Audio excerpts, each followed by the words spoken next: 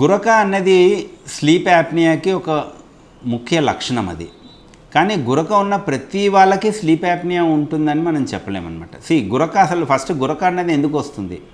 గురక ఎందుకు వస్తుంది? ఎక్కడైనా కానీ ఇప్పుడు మనము శబ్దం ఒక నేరో స్పేస్లో నుంచి గాలి వెళ్ళిందనుకోండి, శబ్దం వస్తుంది. మనం ఇప్పుడు చిన్నపిల్లలు మనం చూస్తూ ఉంటాం, పీకలు ఊదుతూ ఉంటారు. అది మనము చిన్నప్పుడు ఆడుకొని ఉంటాం అందరూ.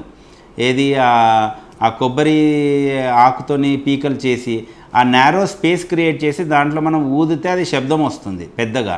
సో ఎనీ నేరో స్పేస్లో నుంచి ఎయిర్ అనేది వచ్చిందంటే ఇట్ కాజెస్ సౌండ్ అనమాట.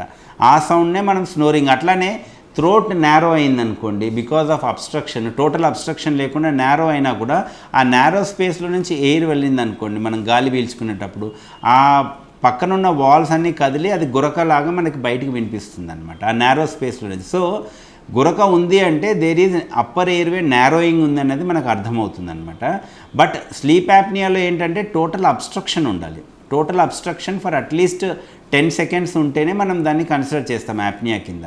నేరో ఎయిర్వేలో నుంచి గాలి పోతుందంటే అది మనకి స్లీప్ యాప్నియా కంపల్సరీ ఉండాల్సిన అవసరం ఏమీ లేదనమాట. సో ప్రతి ఒక్కరు ఎవరికైతే గురకం ఉందో వాళ్ళకి స్లీప్ యాప్నియా ఉండాల్సిన అవసరం లేదు.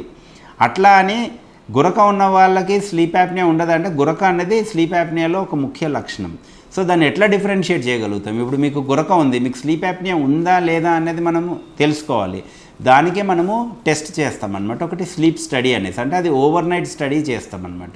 ఆ స్లీప్ స్టడీలో లీడ్స్ అన్నీ పెడతాను. మీ బ్రెయిన్ వేవ్స్ని స్టడీ చేస్తాము, మీ బ్రీతింగ్ ప్యాటర్న్ని స్టడీ చేస్తాము, మీ ఆక్సిజన్ లెవెల్స్, మీ హార్ట్ రేట్, ఇవన్నీ కూడా దాని కాల్డ్ నాక్టర్నల్ పాలిసామ్నోగ్రఫీ అంటాం టెక్నికల్గా. దాన్ని కొలోకియల్ లాగా మనం స్లీప్ స్టడీ అంటాం అనమాట. ఆ స్లీప్ స్టడీ చేస్తే మనకి తెలిసిపోతుంది మీకు ఈ గురక వల్ల అబ్స్ట్రక్షన్ ఉందా లేదా.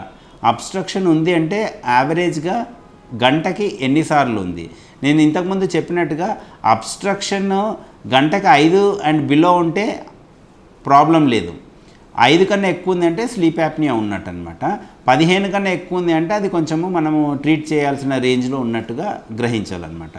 సో గురక ఉన్న ప్రతి వాళ్ళకి స్లీప్ యాప్నియా ఉన్నట్టు కాదు, కానీ గురక ఉన్న వాళ్ళు high risk for sleep apnoea కాబట్టి గురక ఎక్కువగా ఉన్న వాళ్ళు, రిస్క్ ఫ్యాక్టర్స్ ఉన్న వాళ్ళు ఖచ్చితంగా స్లీప్ స్టడీ ఆర్ నాక్టర్నల్ పాలిసామ్నోగ్రఫీ అనే టెస్ట్ చేసుకున్నారంటే ఆ టెస్ట్లో మనకి స్లీప్ యాప్నియా ఉందా లేదా అనేది నిర్ధారణ అవుతుంది.